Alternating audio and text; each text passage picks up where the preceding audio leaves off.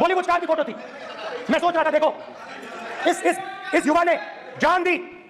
ये सदन झूठ बोलने की जगह नहीं है मान्यवर।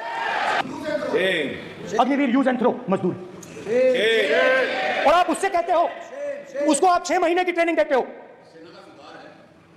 6 महीने की ट्रेनिंग देते हो।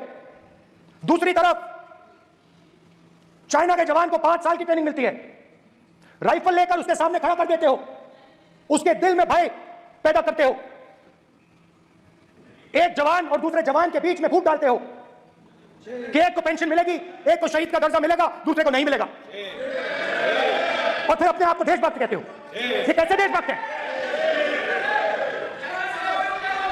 फिल्म स्टार जैसी फोटो थी उस लड़के की, फिल्म स्टार, बॉलीवुड स्टार की फोटो थी। मैं सोच रहा था देखो इस युवा ने जान दी। स्पीकर सर,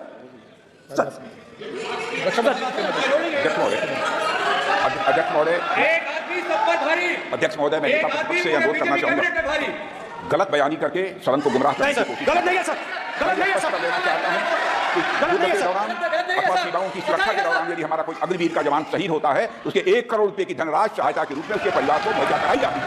इस प्रकार की गलत बयानी से सभी को गुमराह करने की कोशिश नहीं की जानी चाहिए। संसद महोदय, अध्यक्ष। स्पीकर साहब देखिए,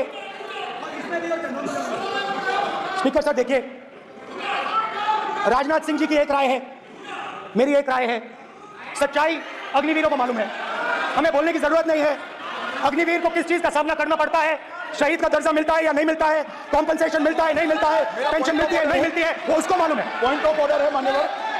अब सदन के सामने 2 स्टेटमेंट हुए, एक हुआ विपक्ष के नेता का, दूसरा हुआ माननीय राजनाथ सिंह जी का, रक्षा मंत्री जी का।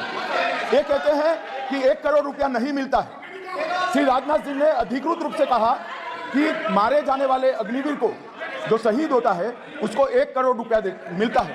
उनको फैक्चुअल पोजीशन सदन पर रखनी चाहिए मान्यवर। ये सदन झूठ बोलने की जगह नहीं है मान्यवर, यहाँ सच बोलना चाहिए। और अगर ये नहीं रखते हैं तो उनको ये सत्यापन नहीं करते अपने स्टेटमेंट का, तो उनको सदन और देश से और अग्निवीरों से माफी मांगनी चाहिए मान्यवर।